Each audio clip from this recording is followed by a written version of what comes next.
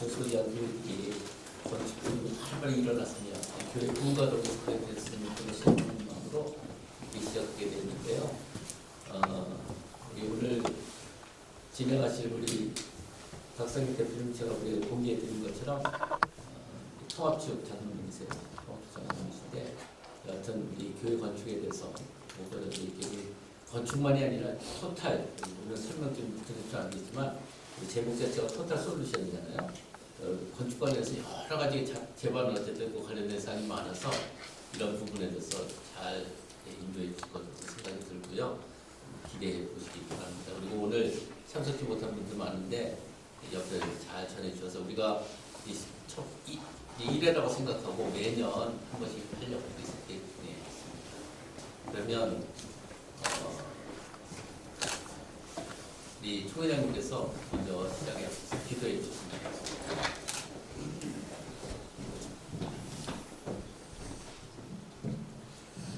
하나님, 오늘 하나님의 교회를 우리가 다 로망으로 교회 세우는 일에 우리 목회자들은 거기에 마음이 있습니다.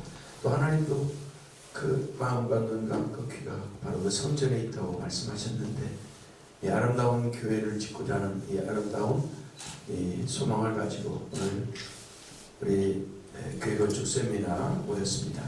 우리 박상기 대표님 모시고 교회 건축 세미나 우리가 받을 때에 주의 성령께서 이끌어 주시고 또 우리 믿음으로 바라보는 모든 소원들이 주님 안에서 이루어지는 하나님의 크신 역사가 있게 도와 주옵소서. 아직도 미창한 발걸음들 안전으로 이끌어 주시기를 원하며 우리 구주 예수 그리스도 이름으로 감사하며 기도하옵나이다. 아멘. 지금 그래도 우리 시작하는 데 있어서 우리가 방송까지 유튜브 이렇게 방송이지만 다 기록에 남습니다. 잘 기록에 남겨서 좋은 시간이 됐으면 좋겠고 우리 박상기 대표님 소개하겠습니다. 박수로서 환영해 주시기 바랍니다. 네, 드림CM 주식회사 대표이사 박상기입니다. 제가 시작을 전에 한번 잠깐만 좀 여쭤보겠습니다. 혹시 재개발 협상 때문에 오신 교회는 있으신가요?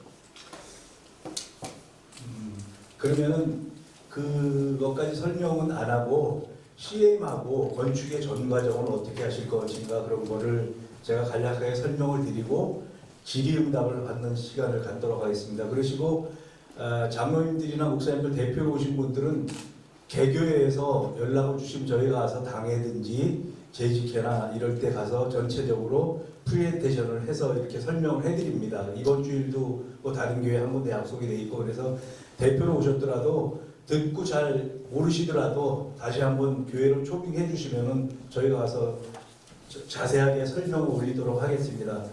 먼저 오늘 이 귀한 자리에 제가 설 수 있게 해주셔서 감사드리고요. 제가 한 1시간 이내에 간략하게 설명을 드리고 그 다음에 질문하실 거 응답하는 시간으로 진행하겠습니다. 저희 회사는 우리나라에 지금 CM 회사들이 제법 지금 난립이 많이 돼 있습니다. 근데 저희가 2014년 법인이지만 2012년부터 13년 동안 150개 정도 교회 CM 실적을 가지고 있습니다. 그래서 우리나라 CM 업계에서는 교회 CM 업계는 저희가 참시 선두적인 역할을 하고 있습니다. 그리고 그래서 저희가 지금 법인으로 개인 면허에서 바꿔서 법인으로 된 지 이제 올해 10년째 운영을 하고 있습니다. 회사 조직은 뭐 저희 건축사 있고 그리고 저희는 그 법적인 우리가 교회 건축을 하면서 많은 분쟁들이 생긴 것이 법적으로 사전에 예방적인 차원을 간과하고 넘어가셔가지고 분쟁들이 많이 생깁니다. 그래서 저희는 법적인 감정사라든가 행정사 이렇게 해서 이 작지만 인원이 전문가들이 표준되어 있습니다. 그리고 저희는 그 제가 시공사를 교회 건축회사를 한 10년 정도 했습니다. 그래서 건축의 기본을 가지고 저희가 시엠회사를 운영하고 있고요. 그다음에 법적 제도적으로 완벽하게 아까도 말씀드렸지만 공사라는 게 들어가게 되면 시공사와의 분쟁은 생긴다고 생각을 하시고 하셔야 돼요. 그래서 그걸 사전 예방적인 차원에서 어떻게 체계적으로 잘 예방하고 가실 건가 그런 대책도 세우셔야 됩니다. 그리고 전문가들이 저희가 진행을 하고 있고요.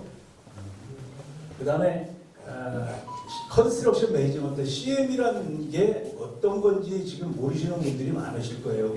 우리나라도 지금 CM이 도입된 지가 한 15년 정도 됩니다. 미국에서도 1980년도 말, 70년도 말 그때부터 정착된 제도인데 컨스트럭션 매니지먼트 건설 사업 관리를 이야기합니다. 즉 그 CM에 우리나라에 도입하게 된 배경에는 성수대교 붕괴, 그다음에 삼풍백화점, 대구 지하철 이런 많은 인명사고가 발생했습니다. 재해가. 그 이유를 보니까 감리하고 시공사는 있는데 건축 발주자 입장에서 전반적으로 관리하고 통제하고 제어하는 시스템이 없었던 겁니다. 그러다 보니까 그게 미국에서도 70년도 후반에 CM 제도가 성립이 됐고 그래서 우리나라도 그러다 보니까 상암 월드컵 경기장 할 때 처음으로 공적인 CM 제도를 도입했습니다. 그때 미국의 한미 파슨스라는 대형 회사가 들어와서 이 CM을 진행을 했습니다. 우리나라 첫 도입 배경이고요. 그리고 건설산업기본법 제2조에 보면은 건설사업관리 컨스트럭션 매니지먼트란 건설공사에 대한 기획, 타당성, 조사, 분석, 설계, 조달, 계약, 시공관리, 평가 등 모든 업무를 수행하는 업무를 말합니다. 요약하면 발주자의 업무를 위탁하여 건축의 비용 절감, 품질 향상, 공기 단축을 목적으로 하는 관리 업무인데 이렇게 하기 위해서는 기본적인 많은 법조항들이 관여가 되고 연합이 돼서 계약이라든가 이런 절차를 진행해야 됩니다. 그래서 이런 법적인 근거를 모르면서 CM을 한다, 건설 계약을 한다, 사업 관리한다 이건 있을 수 없는 얘기입니다. 요거는 뒤에서 제가 이제 적용돼야 되는 법들을 간략하게 설명을 올리도록 하겠습니다. 그리고 이제 흔히 착각하시는 게 감리하고 CM하고 감리가 있으면 되는 거지 CM이 왜 필요하냐. 저희도 아까도 말씀드렸지만 저희도 건축사 사무소이기 때문에 감리 업무도 수행을 합니다. 그런데 CM하고 감리는 엄격히 구분되어 있습니다. 그래서 여기 보시면은 건설 사업의 전반 관리하는 거고 요 뒤에 표가 나올 겁니다. CM 업무 중 품질 관리, 법적인 품질 관리에 대해서 책임지는 게 감리입니다. 그래서 행정적인 거, 제도적인 거, 법적인 거는 그 규정 그런 부분은 관리하고 해야 될 업체가 CM입니다. 그래서 간략하게 말씀을 드리면 CM은 사전 예방적인 방법이에요. 사전 예방. 모든 리스크를 사전에 예방하고 가자는 차원에서 CM이 관리를 해서 하게 됩니다. 그렇지만 감리는 사후 교정적 기능입니다. 무슨 이야기는 도면대로 법적 시공이 되는가? 법 규정에 의해서 우리가 건축허가를 받은 도면에 의해서 시공이 되는가? 그거에 대한 단순한 책임이 감리에 옵니다. 그래서 CM하고 감리 이거는 엄격히 구분을 하셔야 되고요. 그리고 지금 뭐 난립하는 이런 회사도 없는 회사들이 CM형 감리라는 이런 말들을 하는데 그런 말은 있을 수가 없습니다. CM은 CM이고 감리는 감리입니다. 감리를 컨트롤해야 될 업무가 가지고 있는 게 건축주인데 건축주의 역할을 대행하는 게 CM이기 때문에 감리를 컨트롤하는 것도 CM의 역할입니다. 이제 전체적인 건설의 프로를 보면 기획, 설계, 발주, 시공, 사후관리 이렇게 한 되게 큰 걸로 보면은 한 5단계로 나눠지는데 그 중에 감리는 시공 과정에서 책임 감리 부분에 국한되어 있습니다. 나머지 기획, 설계의 관리, 발주의 관리, 사후 매뉴얼부터 사후 관리에 대한 부분은 건축주가 책임을 져야 되는데 그 업무를 대행하는 게 CM입니다. 교회 건축의 어려움이 뭐 잘들 아시겠지만 전문가의 부재에 교회는 조그마한 분들이 다 아는 것처럼 이야기해가지고 이렇게 나서서 하시는데 절대 그러셔서는 안 됩니다. 안 되고 또 발주자가 개인이 아닌 다수의 교인이기 때문에 집중적으로 누가 체계적으로 관리할 필요가 있습니다. 그리고 가장 중요한 건 다양성이에요. 많은 의견이 나오지만 그 의견을 다 수렴해서 하다 보면은 뒤에도 이제 예가 나올 겁니다. 교회 건축 준비, 자금 준비 다 해놓고 5년, 6년씩 끄는 교회들 많이 있습니다. 그거는 이 다양성의 의견을 접하다 보니까 교회 건축 진행이 안 되는 부분입니다. 그래서 이게 장점이자 교회의 가장 어려움입니다. 그래서 이런 것들을 잘 좀 이해를 해주시고요. 건축공사의 진행 절차를 제가 간략하게 좀 설명을 드리겠습니다. 우리가 교회 건축을 제가 이렇게 한 15년 하다 보니까 가장 간과하는 부분이 교회에서 기획 부분을 간과를 해요. 우리 교회 필요해? 자금 있어? 대출해서 짓자? 그래, 짓자. 이렇게 시행을 합니다. 그렇지만 모든 업무의 플로우는 기획에서 디테일하게 완벽하게 짜지지 않으면 그 업무 플로우는 제대로 진행될 수가 없습니다. 그래서 교회는 건축위원회를 구성하셔야 될 거고, 그 다음에 건축 부지의 매입, 뒤에 밑에 나와 있는데 이런 부분들을 참고하시면 될 것 같고, 그 다음에 중요한 게 건축 예산 편성을 어떻게 할 것인지, 그 다음에 건축 규모를 신축이냐 증축이냐 이렇게 어떤 거를 선택할 것인가, 그 다음에 건축 기간 내 설계, 시공, 준공을 계획을 어떻게 잡을 것인가. 중요한 거는 이제 목사님의 목회 계획 일정이 첨부가 돼야 되겠죠. 이런 디테일한 기획 과정을 거쳐야지. 여기는 뭐 제가 설명상 몇 가지 이렇게 요약을 해놨지만은 이런 디테일한 과정을 거치셔야 됩니다. 그리고 그 기획 과정에서 CM의 업무는 타당성 모니터, 건축비 조달 필요시, 그 다음에 기획에서 준공까지 타임 스케줄을 가지고 건축위원회하고 협의를 하는 겁니다. 우리가 실제 이행할 수 있는 타임 스케줄을 작성해서 합니다. 그리고 총 개발 예산, 설계, 감리, 건축, 음향, 성구, 비품 등 전체 예산 소요가 얼마 될 것인가. 그 다음에 업무 플로우 및 매뉴얼 작성.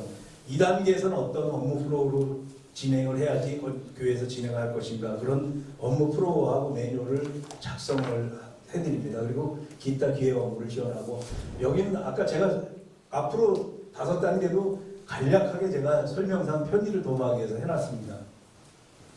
그리고 이제 설계 단계입니다. 건축사 설계, 건축사를 선정하시고, 그 다음에 건축사 설계에 좀 이제 감안을 하셔야 될 부분들이 교회 건축에 경험이 있는 건축사들을 선정하시는 게 좋습니다. 그만큼 교회와 실별 구성, 조이닝, 편성 이런 것들이 체계적으로 협의가 잘 됩니다. 그래서 건축사는 되도록이면 교회 건축 설계 경험이 있는 업체를 선정하셔서 이 부분이 뒤에도 나오지만 설계 미스해가지고 시공 중에 시공사와 분쟁이 많이 생깁니다.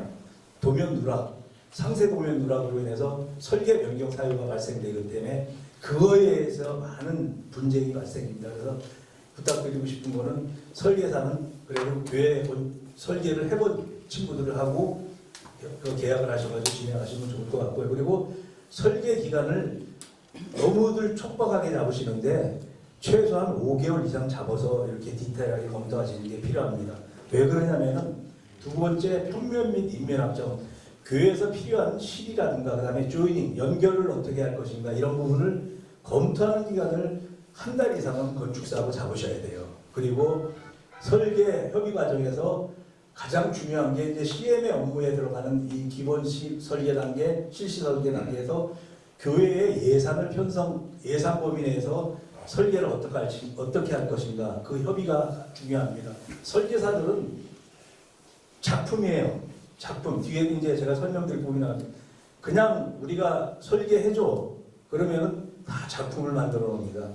작품은 곧 교회에 엄청난 비용의 추가 부담이 발생이 됩니다. 그래서 그 부분을 좀 참고하시고요. 그래서 그 중에 설계 과정에 CM의 업무는 설계사 선정, 그 다음에 협의 검토, 원가 절감, 이게 중요하죠. 아무래도 교회는 한정된 예산 가지고 한정된 건축을 해야 되기 때문에 예산 절감에 포커스를 맞춰서 진행을 해야 되니까 그 부분하고, 그 다음에 기본 설계 단계하고 실시 설계 단계에서 이런 디테일한 건축사와 CM 그러니까 건축사와 교회죠. 이런 부분이 논의가 되고 도면에 잘 반영이 돼야지 나중에 우리가 원하는 건축비가 나옵니다. 입찰을 하고 나면. 그리고 상세한 설계 도면 검토.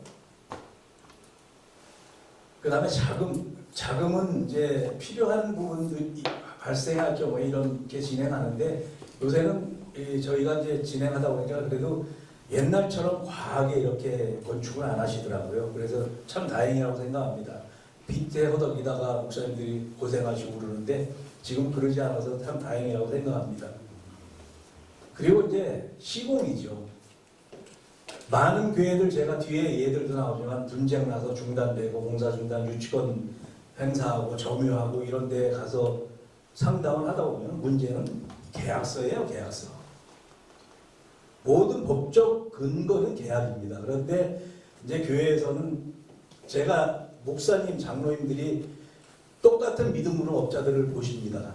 그렇지만 그거는 나중에 준공된 다음에 그렇게 보셔야 돼요. 볼 때는 엄격히 아무리 장로 뭐 어떤 분이라도 갑과 을의 관계에서 시공 건축주와 발주자 그리고 시공사와 관계에서 엄격한 계약을 하셔야 되는데 그 부분들에 참 약하세요. 너무 원종적이시고 교회에서 그러다 보니까 문제가 생기면 가서 계약서를 보면 교회는 대항할 수 없는 항거 능력이 없는 계약서들이에요. 그래서 그렇게 해서는 절대 안 되시고요.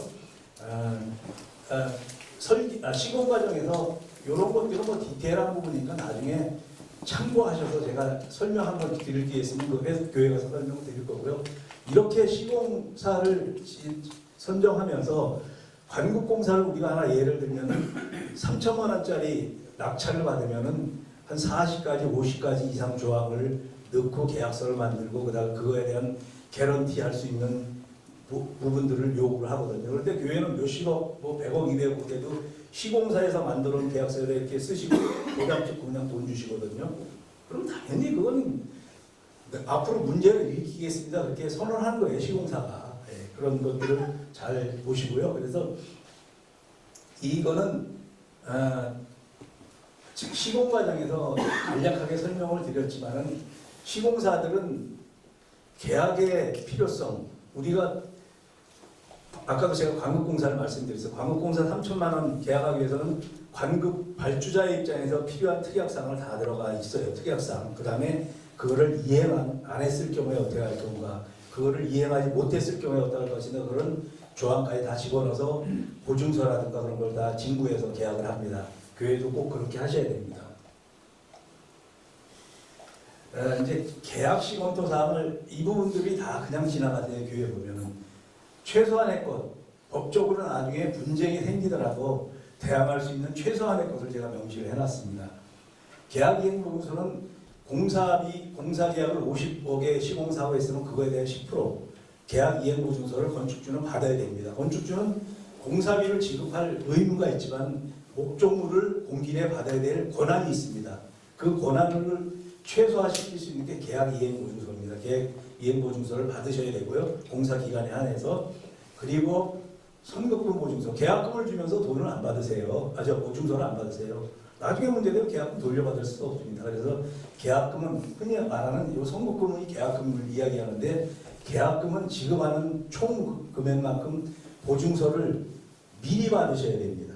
나중에 받으면 법적으로 이게 공제점이든지 다 아주 빠져나갈 구멍들이 있었는데 여기 제가 선급금 지급 전 보증서 지급이라고 말씀드렸는데 미리 받으셔야 됩니다. 나중에 받으면 지금과 나중에 받으면 법적으로 효력이 없어요. 나중에. 그래서 그런 부분.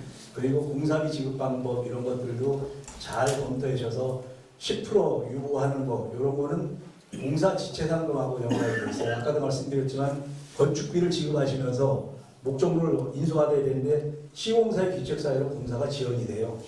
공사가 지연되면 건축주는 어디가 항거할 능력도 없고 지금 그런 상황이잖아요. 그래서 계약서의 내용을 명시하시고 공사 지체상금 매 일당 얼마를 이 공사 유보금에서 공제하고 나중에 정산해 주시는 겁니다. 그리고 하자담보, 공사비 직불 그것도 이제 뒤에 예를 다 나올 겁니다. 그 다음에 공사비 증액 방법, 공사 유치권 포기약서. 공사를 이렇게 하다가 보면은 현장에 유치권 행사 중이라고 이렇게 써 있는 교회들 많이 보실 거예요. 유치권에 그거는 유치 점유권을 행사하는 건데 간단해요. 계약할 때 공사 유치권 포기가서를 미리 받는 조건으로 계약을 해서 받아놓으시면 유치권 행사를 할 수가 없어요. 유치권을 행사하는 게 시공사 원더국사만 아니고 아까 법적인 게 이제 하도 공정화의 법률에 나오는데 하도업체들이 시공 원더국업체인데 기성을 돈을 못 받아도 하도업체가 점유 유치권을 행사할 수가 있습니다. 잘 하셔야 돼요. 그 부분을. 우리는 시공사에 다 줬는데 무슨 시공사 책임이지 우리 책임 절대 그렇지 않습니다. 그러니까 하도업체도 점유 유치할 수 있는 권한이 있어요. 시공사한테 원더국한테 안 받아도. 그래서 요거는 꼭 해놓으시고 그 다음에 요런 재소전화해줘서 이런 것들까지 심지어 할까 그러는데 할 필요도 있습니다. 재소전화해줘서는 임대차 보호에서 임차인이 기한이 지나고 그랬을 때 비워주지 않을 때 미리 법적인 판결을 받아가지고 강제집행해서 내보내는 건데 우리 현장도 이렇게 할 필요가 있습니다. 저희가 유일하게 이렇게 진행을 했던 현장이 있고 이렇게 하는 업체인데 이렇게 할 필요까지 있습니다. 그래서 제가 이렇게 말씀드리면은 목사님들 그런 분들 계세요. 아니 뭐 그렇게까지 심하게 하셔야 됩니다. 공사 끝날 때까지는 심하게 하셔야 됩니다. 그리고 근로자 재해보상법 이런 것들도 나중에 뒤에 예를 보면서 제가 설명드렸어요. 이게 왜 필요한지. 우리가 시공사하고 교회하고 계약을 하게 되면 키스콘이라는 전산 프로그램에 자동으로 등록이 됩니다. 그러면은 세무서, 법원 이런 데서 다 공유를 합니다. 공유를 하는데 그리고 우리가 공유를 하면서 산업재해보상보험은 법강제보험이라 가입을 하는데요. 산업재해보상보험은 사고의 비율의 70%만 보상을 해줍니다. 70%. 그 30%를 누군가 책임을 져야 됩니다. 사망사고 났어요. 교회에 관들고 시위하는 것도 제가 많이 봤으니까 이런 것들 관들고 와서 시위합니다. 교회 사망자. 왜? 이 30%에 대한 보상을 받아야 되거든요. 그래서 이 근로자 재해보상보험이 임의보험인데 법강제보험이 아니고 임의보험인데 이거를 시공사에서 가입을 해서 우리가 증권을 받아놔야지 사고 안 나고 마지막까지 안전하게 공사 끝나는 게 가장 좋은 방법인데 사실 공사라는 게 하다 보면 근로자의 실수 이런 거로 산재 사고 발생했는데요. 그래서 그런 거를 예방하는 차원에서 이렇게 하셔야 됩니다. 뭐 이런 계약 특약사항 이런 것들은 나중에 교회 가서 제가 설명을 한번 드리겠습니다. 그리고 이런 것들 여러 가지가 있는데 여기서 보면 부가세 납부, 시세곡세 4대 보험 건설업위반 요 부분 10번부터 16번까지 요거를 계약할 때 계약 서류를 미리 확인을 하셔야 됩니다. 무슨 이야기냐면 우리 민사소득법에 보면 제3채무자 가압류할 수 있는 조항이 있어요. 민사소득법에. 그래서 부가세, 시세국세, 4대 보험 이런 것, 그 다음에 여기 민형사상 소송 이런 사유들이 발생할 때는 우리 현장에다 제3채무자 가압류를 할 수 있습니다.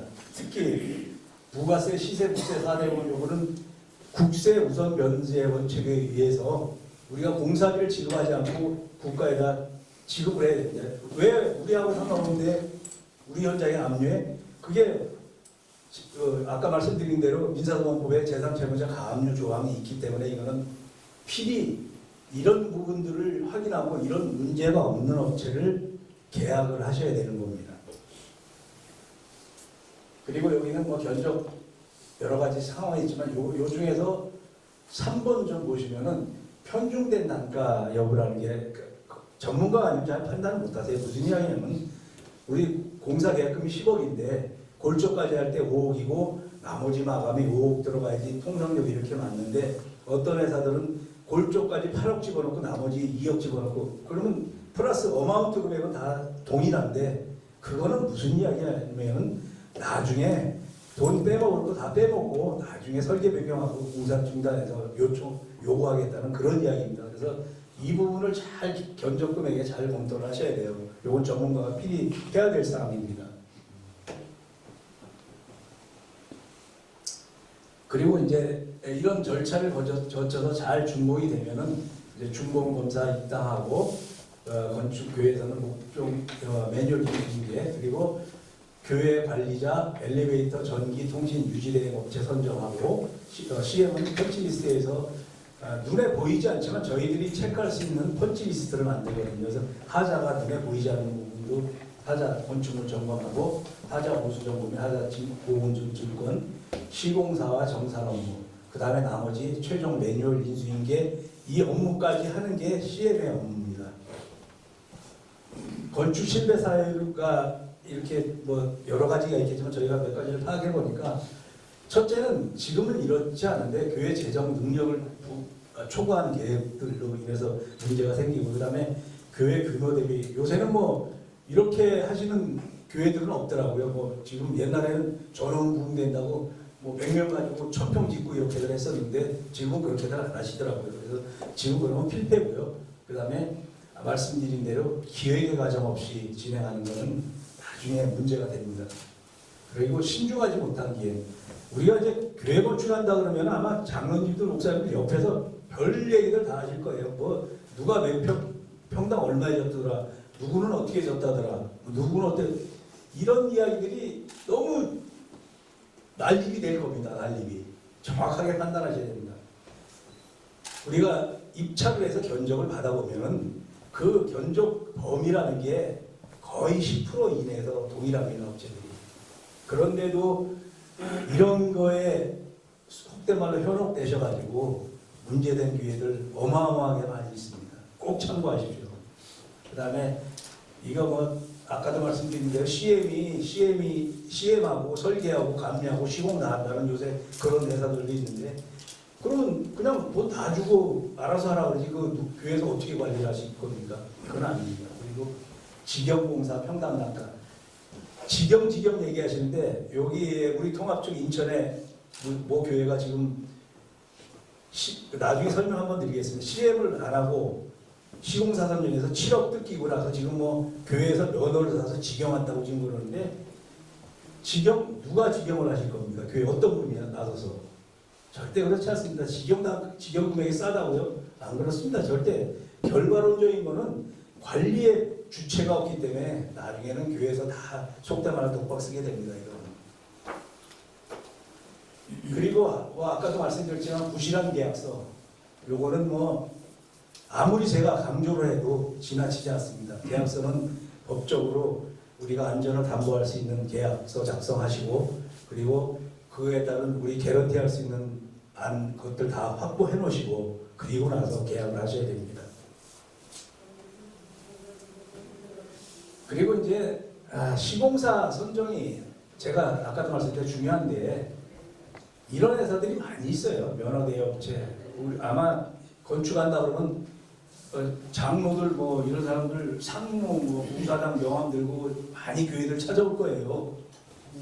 그분들은 여기에요. 여기 그냥 커미션 받고 마는 거예요. 공사가 되건 안 되건 필요 없어요. 그 회사 공사가 제대로 되건 안 되건 이거 필요 없는 관심이 없습니다. 그래서 이 부분에 참 잘 검토하셔야 되고 그다음에 부실하고 부정확한 내역의 저가업체.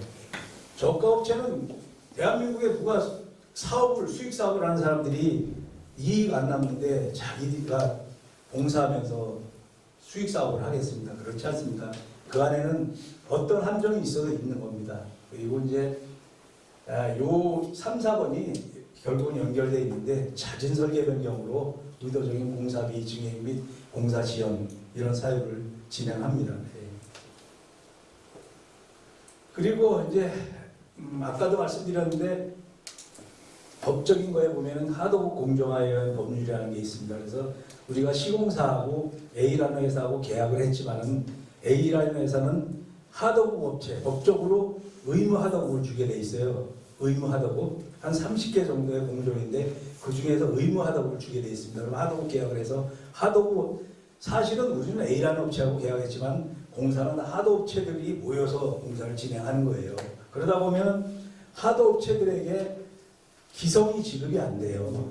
시공사에서 받아서 자기가 써버리고 어려우니까 뭐 이해하지만 하도업체에 기성이 안 가면은 공사가 진행이 안 되게 하지 않습니까? 그래서 이 부분 하도급 기성에 대한 것도 매월 좀 지급을 체크를 하셔야 되고, 요게 하도급 거래 변경하면 법률에 의무 하도급 규정 때문에 이렇게 요 조항을 넣습니다. 그리고 그 다음에 시공사한테는 계약 내역서에 준해서 정확히 공사 진행률에 따라서 기성을 지급해주는 그런 절차가 필요합니다. 일하는 거 공사 공정률보다 기성이 많이 나가면 항상 문제가 생기겠죠. 그거는 나중에. 이렇게 뭐 여기 개봉 뭐 저기 동에 있는 교회고 유치권 점유, 여기는 교회 때문에 장로님들, 지금은 장로님들 대출에도 교회 보증 안 씁니다. 옛날에는 장로님들 다 보증 쓰셨어요. 은행에 대출 받을 때 장로님들 30명 다 집 다 날리고 뿔뿔이 흩어지고 이런 교회들이 너무 많이 있어요. 이런 뭐 많은 교회들이 공사 과정에서 어려움 당한 그런 예들이고요. 그리고 이제 공사가 지연되면은 그냥 우리 빨리 지어서 들어가야 돼, 이게 아니고 산술적으로 저희가 계산을 좀 해봐실 필요가 있어요. 공사가 지연되면 시공사하고 우리가 시공사가 계약 기간을 못 지켜서 공사가 지연될 경우에는 이러이러한 물적인 피해가 발생된다는 걸 계산을 좀 하셔야 돼요. 공사 한 달 지연되는데 약 공사비의 3% 이상, 이건 저희가 이제 전반적으로 좀 계산해서 산정해 놓은 겁니다. 그래서 그 시공사부도 공사 중단, 시공사 교체 이렇게 되면은 거의 공사비의 60% 이상 추가 비용이 지급이 됩니다. 그러니까 이거 이렇게 말씀드리는 이유는 처음에 시공사를 잘 제대로 선정해서 공사 관리를 하시고 교회 건축을 하시라는 그런 말씀의 부탁입니다. 결론 말씀드리겠습니다. 시행과 감명업은 보신대적 구분이 되어 있고요. 그 다음에 법적, 제도적, 행정적, 기술적인 전문가가 필요합니다. 특히 교회 건축은 아까 다양성, 그런 문제 때문에 꼭 하셔야 됩니다. 건축공사는 설계, 감리, 시공 등 모든 분야를 감리해야 되고요. 그리고 CM은 설계사 선정 전에 하셔야 되는 게 맞습니다. 왜 그러냐면 설계사 선정에서 설계 관리를 해야지 우리 예산 범위내에서 아까 그 말씀드린 대로 설계가 이루어지거든요. 그래서 꼭 그 부분이 선행이 되어야 될 것 같고요. 실적 보면서 제가 예를 좀 설명드리겠습니다. 이게 안양성결교회 작년 2월 달에 입당 예배드린 한 1,300평 되는 교회인데요. 한 6개월 정도 설계사 선정하고 저희가 고민하고 여기 인테리어 ENCP 빼고 공사금액 60억에 준공했습니다. 작년에 있을 수 없는 금액이에요. 그만큼 교회에서 많은 노력을 기울였다는 얘기예요. 설계 과정에. 요거는 여기 인천 사랑침례교 서창동 한 4년 됐죠. 4년 정도 됐죠. 서창동. 요거는 그때 요것도 설계사하고 저희가 한 거의 6, 7개월 고민을 해서 한 게 요게 컨테이너 외피예요. 마감이. 수출용 컨테이너 외피. 그래서 그 당시에 여기 방송 계신 분 나오는데 언론 그 기독교 뉴스에서 나오고 그래서 평당 280만 원에 그때 건축을 해가지고 지금 정동구 목사님 많이 부은 게 있죠. 그래서 이런 고민들이 좀 필요하실 거예요. 교회에서 건축하시면서. 여기는 이제 요거 얼마 정도 들었어요? 예? 평당 그 당시에 평당 이게 280만 원 들었습니다. 예. 그러면 저기 한 2,000평은 채 안 되잖아요. 2,000평 정도 됩니다. 예. 그죠? 64억인가 들었습니다. 예. 요거는 이제 제가 그 공사 유치권 포기가스하고 그 다음에 근로자 재보상보험에 대한 부분을 설명하기 위해서 제가 했는데 여기는 이제 제가 시공사 다 시공사 선정 다 하고 그때 이제 CM을 선정했어요. 시공사 계약 과정에서. 그래서 계약 과정에서 제가 계약서는 제가 꼼꼼하게 썼고 보증서하고 증권 다 받아서 그렇게 했는데 성급금 7억 지급하고 한 달 만에 시공사가 부도가 났어요. 그래서 그렇게 됐었으면 아마 여기 하도업체들이 토목업체가 유치권 점유하고 골치 아팠을 겁니다. 근데 하도업 유치권 포기해서 다 받아놓고 그렇게 해서 시공사는 2주일 만에 변경 계약을 했고 여기가 지하 3층이거든요. 주차장. 근데 또 여기서 또 하나 사고가 발생이 됐어요. 근로자가 추락사고 났어요. 그 애치빔, 토목빔 위에 떨어져가지고. 그래서 여기도 근로자 재해보상법까지 다 들어서 교회는 사망사고로 인한 그 제재 15일 공사 중지 처분받고 나머지 공사 잘 진행이 됐습니다. 여기도 참 CM 과정이 순조롭지가 않았어요. 여기 국민대학교 건축학과 교수가 있고 현대건설 상무가 있고 그래가지고 무슨 CM이냐, CM 자기 내가 전문가인데, 예? 그렇게 했는데 여기 건축위원장님이 그때 2달 동안 자비로 CM비를 지급했어요. 교회에서 지급 안 하고. 그래서 그분들이 지금 다 그런 이제 이렇게 건축이 잘 돼가지고 CM 공사가 되고 잘 CM 비용은 얼마나 들어가요? 예. 그거는 이제 교회마다 틀린데요. 저희가 통상적으로 0.5%에서 1% 정도 범위 내에서 받습니다. 요거는 이제 아까 여기 김포에 있는 그 합동축 교회인데요. 원로 목사님 소천하셨고 이제 아드님이 하시는데 여기가 6년 전인가 아까 제가 재소존화의 조소를 한번 말씀을 드렸었죠.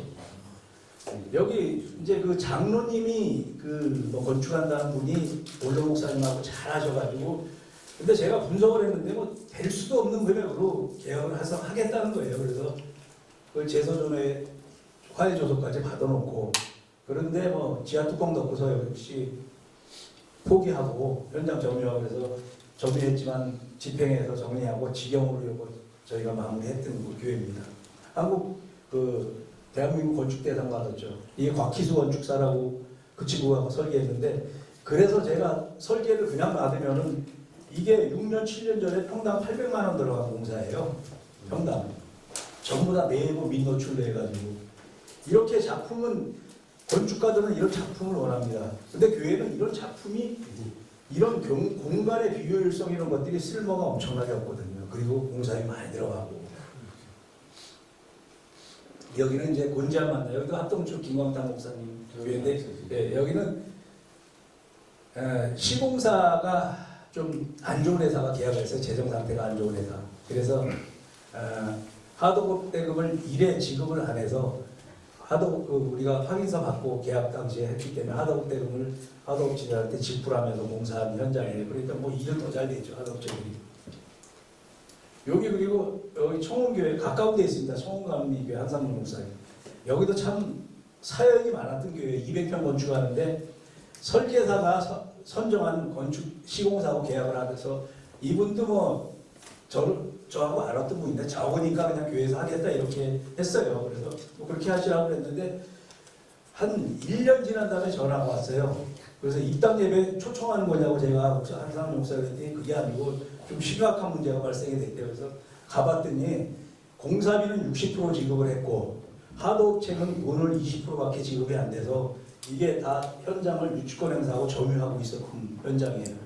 제가 업체를 다 불러서 20%에 다 정리하고 그래서 중복을 했습니다. 그분도 아마 제가 교회 건축하는 목사님들 장로님께 우리는 그냥 뭐 한 200평, 300평 그냥 할게. 그거 그냥 하셔서 잘 되면 좋습니다. 그렇지만 그럴수록 잘 이렇게 다져서 준비를 해서 하셔야 됩니다. 그리고 이거 천안에 지금 천안 장로교회 하고 있고요. 여기 신정만석교회, 여기 합동축 여성훈 목사님 교회죠. 여기 대방교회, 그다음에 여기 인천 제3교회. 여기는 참 또 민원 하나가 민원인이 참 엄청나게 물질석이었어요. 민원인이 입구에 요쪽에 집이 하나 있는데 이 친구가 아주 상습범이에요. 옛날에 이 교육관을 질 때 교회에서 4억을 민원을 보상해 줬대요. 그때 여기 이제 교육관 신축하면서 계속 현장에 구청에다 민원을 제기하는 거예요. 그래서 만나봤더니 하여튼 이상한 친구예요. 그래서 제가 이제 교회는 다 빠지라 그랬어요. 교회 상대하면 민원은 처리할 수가 없으니까. 그래서 다 빠지라 그래서 그 친구를 제가 3개월 만에 만나서 너 무조건 오늘부터 민원 해제시키고 그 다음에 협상은 내가 진행할 테니까 그래서 처음에 2억을 달래요. 그래서 그래 알았다 그러고 이제 한 달 있다가 만났어요. 그래서 이제 그 민원을 자기가 제기했으니까 돈을 제기했으니까 이제 구청에 민원 제기를 안 하더라고요. 그래서 4개월 만났을 때 이제 지하 뚜껑 다 덮을 때니까 제가 만나서 그래서 2억의 근거를 내라 할 때 뭐 나름대로 뭐 이야기를 해요. 그래서 제가 1,500만 원 줄게 그러니까 얘가 얼굴이 노래냐고 나가더라고요. 저 말도 안 하고 교회에다 뭐 저런 사람이 대화를 하냐. 그리고 결국은 나중에 1,500에 협상해서 800만 원 주고 700만 원 준공해주고 여기 제3교회는 아마 지금 장로님들도 그러실 거예요. 그 CMB 준 거에 민원 처리비 몇 배 나왔다고 그러셨거든요. 잘 건축이 잘 됐습니다. 제3교회. 지금 이번 주 주일날도 그 근처에 교회 한 군데 건축한다 그래서 저보고 와서 좀 설명해 달라 그래서 제가 또 갑니다. 그쪽이 아마 지금 재개발 지역이라 많이 교회 건축을 하시는 것 같아요. 그 분당 중앙교회 최종천 목사님 작년에 준공했고 그 다음에 이건 통합 쪽 우리 세상의 염산 소금의 염산교회 그리고 이천 신화교회 성문교회 요거는 요 이제 리모델링 증축에 대해서 제가 좀 요거 부연해서 잠깐 드리면은 우리가 기존 종교물에다 철거를 하고 건축하면은 이 장점은 있습니다. 분명히 새로운 패러다임의 새로운 건물들을 건축을 할 수가 있는 장점은 있습니다. 그렇지만 이제 단점이 또 있는 게 이 용적률 건폐율이 공진의 대지한 공지 개념이라는 게 있어서 대지 경계에서 우리가 건축물을 건축할 수 있는 한계선이 있어요. 그게 적용이 돼가지고 요새는 용적률 건폐율이 옛날 건물보다 많이 줄어듭니다. 그래서 여기는 협의 많이 해서 요 기존 건물 완전히 새 건물 냈죠. 이렇게 리모델링하고 신축하고 이어가지고 효율이 많이 났죠. 그리고 이거는 이제 옛날에 부천 개수리교회 향기난 교회로 지금 바뀌어서 있죠. 그다음에 이건 자양동에 있는 요한서울교회, 이건 은목교회, 그리고 강일교회, 마곡지구에 이게 바뀌었습니다. 광일교회가 이거고 행복한 아동교회가 이겁니다. 그 다음에 이것도 바뀌었어요. 성산교회가 밑에 거고 담양업교회가 위에 거고 100주년 기념. 그 다음에 여기 이것도 바뀌었네. 홍원재 왜 이렇게 바꿔놨어? 우리 상관이 없어요. 보시고요. 네. 그 다음에 이것도 바꿔놨네. 반석침례교 작정했어. 네, 그럼 반석침례교 여기도 여기 골조만 남겨놓고 나머지 다 리모델링한 교회예요. 유수님 목사님께서 계신 교회.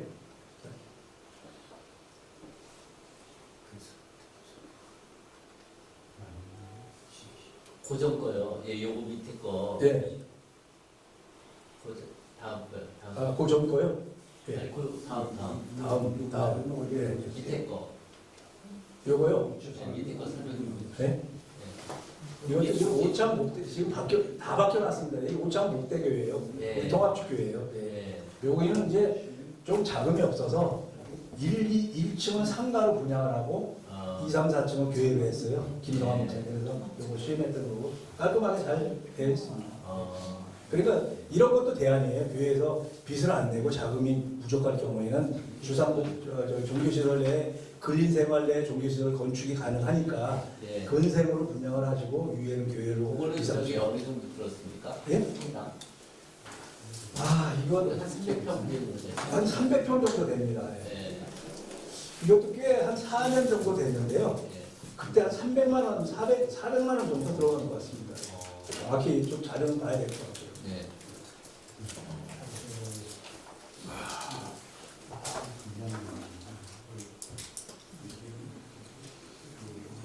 이상 제가 시간 40분 걸렸는데 간략하게 설명 마치고 궁금하신 거 질문 받도록 하겠습니다. 감사합니다.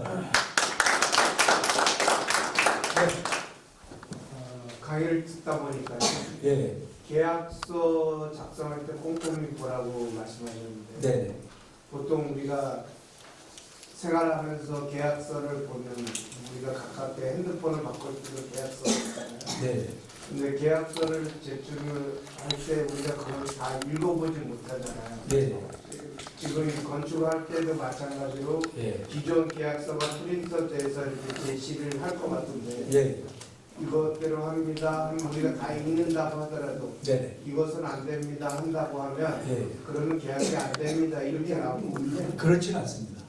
그렇진 수가 않습니다. 있나요? 그렇진 않습니다. 그거는 목사님 이제 무슨 이야기냐면 국토해양부의 표준 계약서 양식이 있습니다.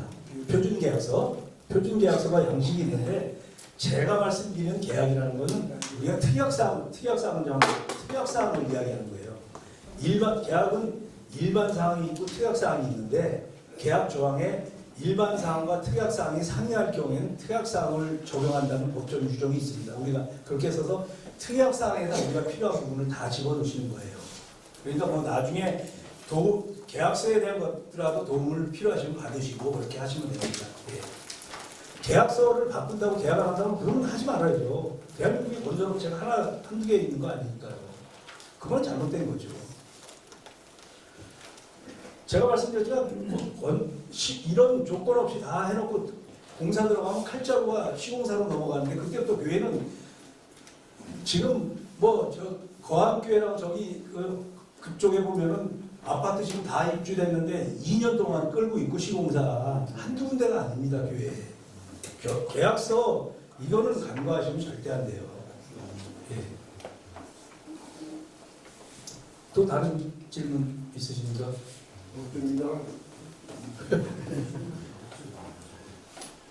우리가 저 건축 몇 번 했는데 다 실패해요. 이건 점수를 따지면 힘들게 진행했는데 이게 필요해요, 진짜.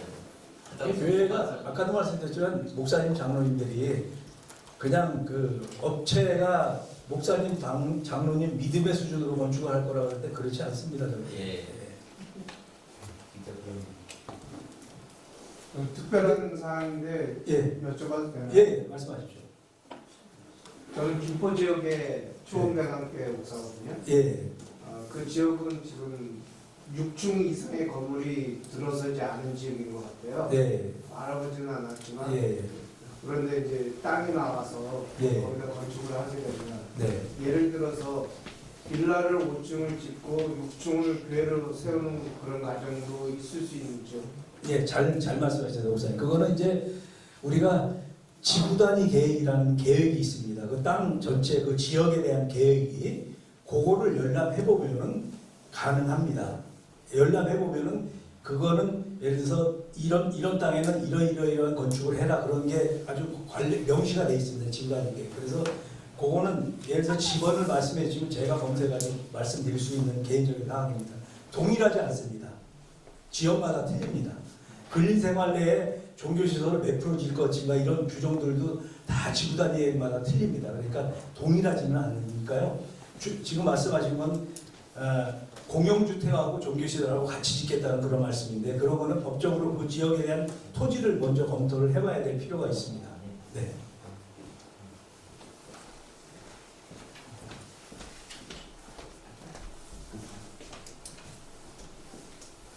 그러면은 뭐 별도로 조금 남으셔가지고 저기 상담받기 원하시는 분들은 남아서 저하고 상담하시고 그러면은 그 목사님 마무리 해야 될 것 같은데 예. 질문들이 없으신데 예. 그리고 말씀하신 대로 교회에서 저희한테 제가 와서 프리젠테이션을 좀 시간 한 2시간 잡아야 돼요. 그래도 디테일하게 듣기를 원하시는 교회는 말씀해 주시면 제가 일정 조율해서 일정 맞춰서 이렇게 찾아가 뵙도록 하겠습니다. 네. 질문이 없어서 한 가지 더 해야 돼요. 예, 하십시오. 많이 하십시오. 예. 지금 부지가 600평이고 예. 그거를 혼자 생각을 해보니까 예. 한 300평은 주택을 짓고 네. 300평을 활용을 할 수도 있겠다 네. 그런 생각을 갖게 되죠. 네. 근데 보통 그렇게 건물을 지으면 네. 주변 땅들을 같이 부합해서 뭐 아파트 같으면 뭐 40평이다 그러면 공용으로 들어가는 게 있다 보니까 네. 40평 아파트를 뭐 10가구를 짓는다 네. 그럴 경우 총 평수가 들어갈 거 아닙니까? 네. 그러니까 지금 네. 땅이 600평인데 네. 거기 건물에 지목이 뭘로 돼 있는지 혹시 기억하세요? 목사님 땅 지목이? 눈으로 보는 거는 아니 토지 있고 네. 뭐 그다음에 여러 가지 뭐 개발 제한 구역이 있고 뭐 여러 가지 용도가 토지 용도가 나와 있습니다. 지목에. 그러니까 3분의 1이 주택, 예. 3분의 2가 예. 밭. 예. 전. 예. 네. 그러니까 전답은 건폐율이 20%입니다. 그러니까 땅이 100평이면 거기다 건물을 20평만 질 수가 있어요. 그 다음에 건폐율 20%에다 용적률 뭐 100% 150%일 겁니다. 아마 땅이 100평이라 그러면은 20평씩 100평을 질 수 있는 게 전답의 용적률이고요. 대지는 이제 종교시설은 60%에 250%일 거고, 그래서 토지가 어떤 거냐면서 지번을 아까 말씀드린 가르쳐 주시면 그거를 정확히 제가 분석을 해드리겠습니다. 예. 더불어서 그냥 한 가지만 더 네네. 말씀드리면 뭐 건축 문제는 아니고요. 네네. 그 경기도 고양시 덕양구에서 이제 상가에서 이제 목표하시는 목사님이 네. 재개발로 예. 이제 다른 데를 가셔야 되는데 네네. 보상받는 관계에서 이게 보상이 너무 적은 거예요. 네. 그래서 이 보상받는 금액이 너무 적다 보니까 예. 이 목사님이 변호사를 끼고서 아마 이거를 좀뭐 보상하는 거든지 이런 쪽으로 진행하는데 그게 아주 합당치 않은 거예요. 네. 그래서 이런 부분도 혹시 뭐 대표님이 저희가 아까 제가 그래서 사전에 말씀드린 저희가 이제 재개발 재건축 협상까지 다 설명을 해드리는데 오늘 안 계셔가지고 제가 설명을 못 드렸는데 그거는 그래요. 재개발 재건축은 조합하고 협상 그 조합 설립 과정부터 이 어렌지를 해가 오늘도 제가 평택 생명수교회 평택 그 지역에 한 4개 교회를 모여서 제가 4시 반에 협의하러 가는데 협상하지 않고 그냥 놔두고 그다음에 사업시행인가 끝난 다음에 그다음에 관리처분 인가까지 이렇게 된 상황에서 뭐 협상을 하시려고 하는데 그건 늦은 거예요. 그래서 그다음에 변호사 선임이라는 거는 대한민국 변호사들 보세요. 다 물어보세요. 이긴다 그러지 진다 그럽니까? 수임료가 목적이에요. 변호사도 그런 친구들이 이길 수가 없어요. 조합을. 그래서 그거는 조합 나중에 말씀드리면 제가 저도 일산이니까 한번 만나 뵙겠지만 어떤 과정에서 어떻게 협상을 해드려야 될지 그걸 한번 알아볼 테니까요. 그래서 그 협상이라는 게 재개발 재건축도 타이밍이 있습니다. 시기적으로 맞추는 타이밍이. 그냥 조합에서 알아서 해주겠지 절대 그렇지 않습니다. 미아교회 정대훈 목사님 이런 교회 그다음 삼선 대망교회 다 그냥 강제처형으로 다 당했잖아요. 이제는요. 지금은 절대 교회가 대응을 하지 않으면 안 됩니다. 뭐든지. 알았습니다. 네. 저 1차에서 예. 소송에서 졌다고 그러더라고요. 어떤 소송에서 졌죠? 네, 그 재개발 지역인데 저희 네. 노예 목사님이 저 청천동 지역인데 네. 변호사가 그 전문인가 봐요. 네. 그래서 소송을 했는데 졌다고 하더라고요. 그래서 기도를 부탁했는데 이거 계속 소송을 계속 이어가야 되는 건가요? 그 소송이라는 게 왜 지금 그 소송이 어떤 단계에서 됐는지 뭐 안 만나봐도 제가 네, 가격이 그러니까 본인이 원하는 관리 처분 단계에서 지금 소송을 한 거예요. 가격이 적다, 보상금이 네, 적다. 그렇죠. 그 오부장 잠깐만 띄워봐 저거 갖고. 우리가 그 재개발 지역에서 보상이라는 기준이 토지에 대한 보상도 있고 그다음에 건물에 대한 보상도 있는데 건물에 대한 보상은 원가법이라는 걸 적용을 해요. 조합애들은. 그래서 40년이 지난 건물은 평당 40만 원 보상해요. 40만 원 받고 교회 가서 교회 건축하시겠어요? 안 되잖아요. 그 소송한다는 것은 관리 처분에서 얘네들이 보상 금액이 결정된 다음에 했기 때문에 늦은 거예요. 시기적으로. 이제 할 수 있는 방법은 유치 점유하고 그런 방법이에요. 네. 예. 지금 저 용산 사태 이후에 거주하는 주택이라든가 건물은 강제로 철거할 수가 없어요. 공탁을 해놨더라도 강제로 철거할 수가 없습니다. 그 지금 그런 지금 교회 얘기하기도 그런데 그런 교회처럼 그렇게 하는 게 아니고 사람이 점유하고 그러면은 교회 조합이 교회하고 협상을 하게 되냐면은 프로젝트 파이낸싱이라는 자금을 빌려서 조합은 공사를 하기 때문에 한 가구가 교회가 안 나가면은 공사 진행이 안 돼요. 그러다 보니까 협상을 하는 거지. 그게 좋은 방법은 아닙니다. 이제 사실 시기적으로 늦었습니다. 시기적으로. 예. 네. 그러면 마치고 개별적으로 또 저 상담하실 분은 이렇게 하도록 하겠습니다. 목사님 나오십니다. 수고하셨는데 우리 박수 한번 쳐주세요. 제가 설명을 듣다 보니까 내가 얼마나 건축을 엉터리했는지 아주 반성을 많이 했습니다. 그리고 반성 받아버려서 제가 생각해 보니까 제 주변의 목사님들 다 똑같습니다.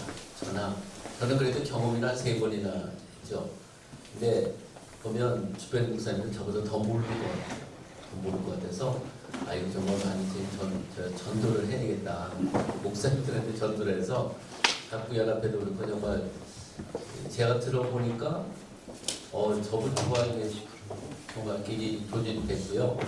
그리고 이쪽에 속해는 목사님들도 이렇게 알면 아마 그런 마음이 똑같이 들지 않을까 생각이 드는데, 그런데 우리 각부연합회도 그렇고 공동회장 모였을 때는 뭐 총회장이 정말 많이 일으키셨죠.